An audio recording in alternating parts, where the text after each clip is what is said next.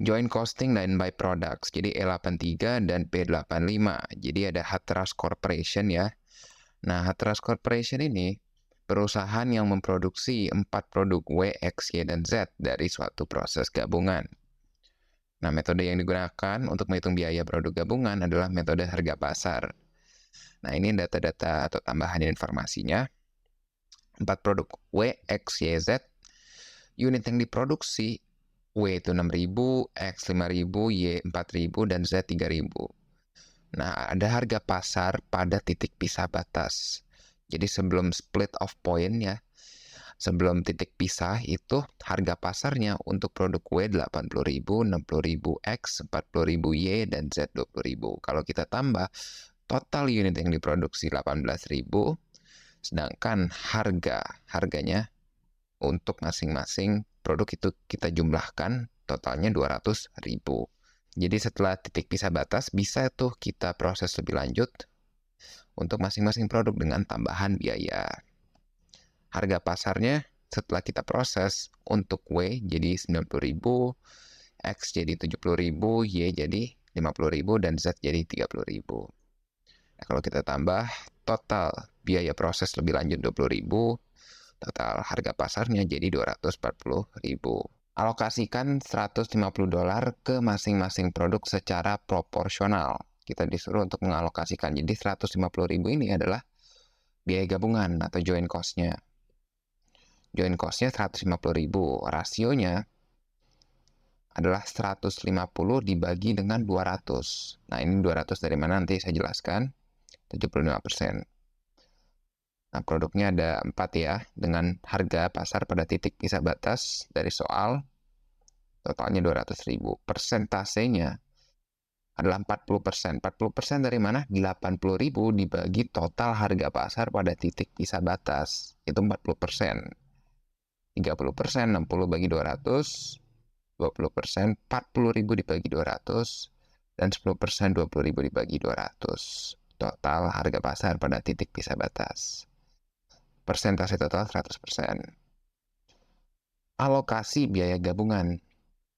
Jadi alokasi biaya gabungannya seperti apa, teman-teman? Tinggal kita kalikan persentasenya di sini, persentase harga pasar pada titik pisah batas, kita kalikan dengan joint cost-nya, 150.000. Jadi untuk W, 40% dikali 150.000 berapa? 60.000. Untuk W, untuk X 30.000 dikali 150.000 berarti 45.000, dan seterusnya sampai produk Z. Jadi kalau di total 150.000. Jadi 60.000 untuk W, 45.000 untuk X, 30.000 untuk Y, dan 15.000 untuk Z. Itu alokasi biaya gabungan secara proporsional menggunakan persentase harga pasar pada titik pisah batas. Seperti itu. Nah, yang kedua, kita bisa menggunakan rasio. Rasio apa? Rasio joint cost, rasio biaya gabungan terhadap total harga pasar pada titik pisah batas. Jadi seperti yang tadi itu ada ikonnya ya. Jadi ini penjelasannya itu joint cost kita atau biaya gabungan kita itu kita bagi dengan 200.000. Jadi rasionya adalah 75%. Joint cost adalah 75% dari 200.000 di sini. Baru harga pasar pada titik pisah batas kita kalikan dengan rasio, itu cara kedua. Jadi ada dua cara, mau yang pertama seperti tadi atau mau yang seperti ini, kita menggunakan rasionya langsung 75%.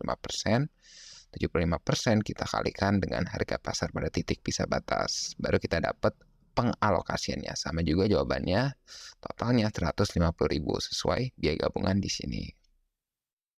Ya teman-teman, kita lanjut ya. Jadi ada perusahaan Merit Industri, jadi ini produsen bahan kimia dengan produk utama SPL3 dan PSD4. Nah, juga ada produk RJ5, ini adalah bahan kimia yang dijual ke produsen pupuk. Jadi ini bukan produk utama, tapi bisa dikatakan sebagai produk sampingan atau byproduct. Nah, biaya produksi gabungan itu sebesar kurang lebih 1,7 juta dolar yang digunakan untuk memproduksi produk utama. Jadi metode harga pasar digunakan untuk mengalokasikan biaya gabungan, sementara metode persediaan FIFO, jadi ini metode persediaan bukan metode proses costing teman-teman, FIFO digunakan untuk menghitung biaya produk utama. Produk sampingan dicatat sebagai persediaan dengan harga pasar dikurangi biaya penjualan dan nilai tersebut digunakan untuk mengurangi biaya produksi gabungan sebelum dialokasikan ke produk utama. Jadi produk RJ5 ini kan byproduct, jadi atau produk sampingan. Jadi produk sampingan sebagai pengurang biaya gabungan di sini sebelum kita alokasikan ke produk-produk utama. Nah, ada informasi persediaan barang jadi. Itu 1 November dikasih tahu 18.000 SPL3, 52.000 PST4, 3.000 RJ5. Jadi ini penjualan bulan November dalam galon. Ini dalam ya. Dikasih tahu juga informasinya, produksi bulan November dalam galon juga ada informasinya. Baru harga jual per galon pada titik pisah batas. Jadi ada split off point titik pisah. By produk kita atau produk sampingan kita ini 0,7 merupakan harga jual per galon untuk RJ5. Kalau kita jual tuh 0,7. Tapi ada informasi tambahan.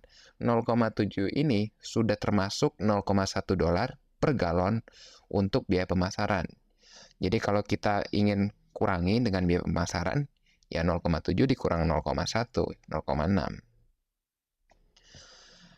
Nah, untuk SPL3, PST4, produk utama kita bisa kita proses lebih lanjut dengan biaya proses tambahan, yang nanti harga jual final per galon itu menjadi 4,00 dolar untuk SPL3 dan PST4 $6. Yang pertama, kita disuruh untuk menghitung alokasi biaya produksi gabungan untuk bulan November. Jadi tadi udah dapet kan biaya gabungannya 1,7, baru kita mau alokasikan ke produk utama kita. Nah, tadi dikasih tahu kita juga memiliki produk sampingan. Jadi RJ5 ini juga produk sampingan. Nah, RJ5 ini akan mengurangi biaya gabungan. Nah, ini 102.000 dapat dari mana? 102.000 kita dapat dari produksi RJ5 itu 170.000. Harga jual per galonnya itu 0,7. Tapi dari 0,7 ada 0,10 pemasaran. Jadi harus kita kurangkan dulu pemasaran dari harga jualnya 0,6. 0,6 dikali 170.000 itu kita dapat 102.000 sebagai pengurang biaya gabungan. Baru kita dapat biaya gabungan yang sudah kita adjust, yang sudah kita kurangkan dengan biaya produk sampingan 1,6 juta. 1,6 juta ini baru kita alokasikan ke dua produk utama kita, SPL3 dan PST4. Nah, unit yang diproduksi udah dikasih tahu di soal, dan harga jual final per unit sudah dikasih tahu di soal. Harga jualnya ya tinggal kita kalikan harga jual per unit dengan unit yang diproduksi.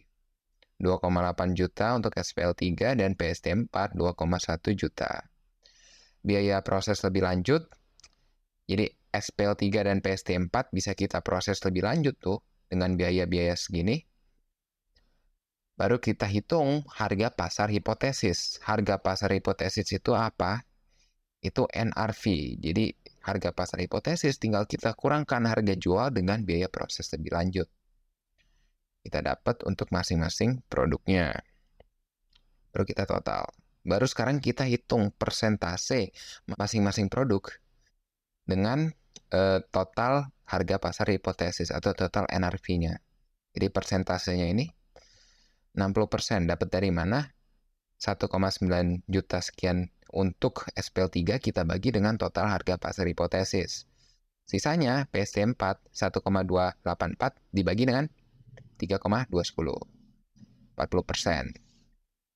Alokasi biaya gabungan ya 1,6 juta. Di sini kita kalikan dengan persentase. Persentase NRV atau harga pasar hipotesis. Untuk SPL3 960.000 dan untuk PST4 640.000. Jadi alokasi biaya gabungan 1,6 juta kita alokasikan ke dua produk utama. Itu cara satu. Ada cara kedua atau cara alternatif. Itu bagaimana? Nah, ini biaya gabungan kita biaya produk sampingan dan totalnya 1,6 juta. Tadi udah dilakukan kalkulasi. Kita bisa hitung persentase biaya gabungan atas harga pasar hipotesis. Artinya apa? Artinya tadi kan kita dikasih tahu tuh. Biaya gabungan kita 1,6 juta. Harga pasar hipotesis kita 3.210.000.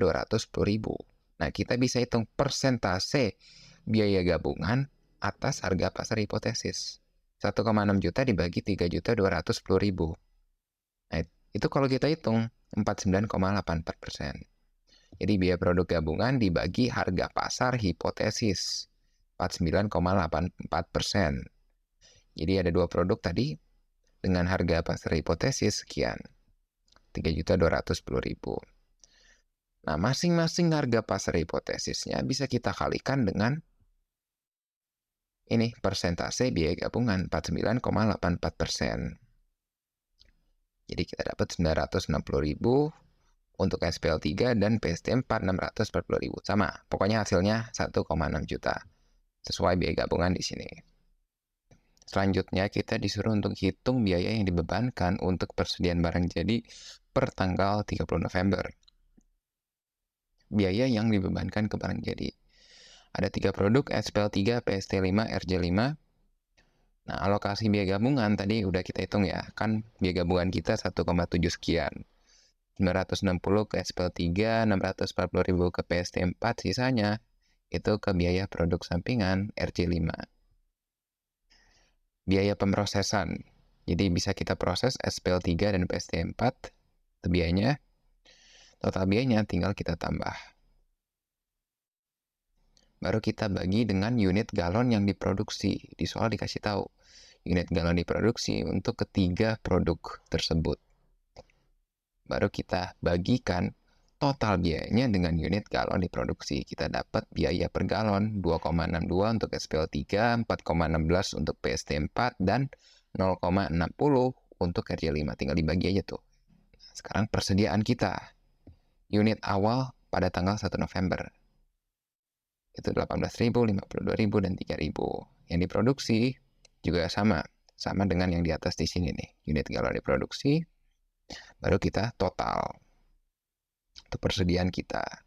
Penjualan kita 650.000 SPL3, 325.000 PST4, dan 150.000 RJ5.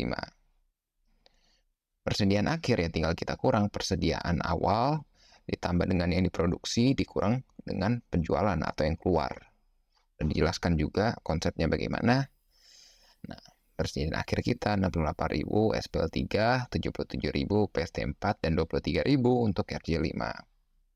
Biaya per galon ya tinggal kita posting dari sini 2,62 sampai 0,60 kita posting nih. Baru biaya persediaan barang jadi tinggal kita kalikan persediaan akhir kita kalikan dengan biaya per galon. Baru kita dapat persediaan barang jadi kita untuk masing-masing produk pada tanggal 30 November. Ya, jadi yang terakhir kita disuruh untuk membuat analisis apakah perusahaan ini lebih baik tuh menjual produk PST4-nya seharga $3,80 pada saat titik pisah, atau kita proses tuh lebih lanjut PST4 dengan biaya tambahan, baru kita jual. Nah, harga jual per galon itu kita dikasih tahu di soal $6 kalau kita proses sampai akhir. Tapi kalau kita proses sampai titik pisah, itu 3,8 sesuai soal. Nah, selisihnya ya tinggal kita kurang $2,20. Jadi kalau kita proses lebih lanjut tuh untung kita $2,20. Nah, kita bandingkan dengan biaya proses lebih lanjut. Biaya proses lebih lanjut per unitnya berapa? Ya tinggal kita bagi dengan biaya proses lebih lanjut dengan unit yang diproduksi. 816 dibagi 350, 2,33. Oke, berarti keuntungan kita 2,20. Biayanya 2,33. Biaya lebih besar dari keuntungan. Artinya, kalau kita proses lebih lanjut, kita rugi $0,13 per unitnya. Jadi sebagai seorang analis, lebih baik perusahaan itu menjual pada saat titik pisah batas daripada kita jual pada saat proses lebih lanjut karena biayanya itu lebih tinggi seperti itu dan kita tidak mau rugi 0,13. Sekian dan terima kasih.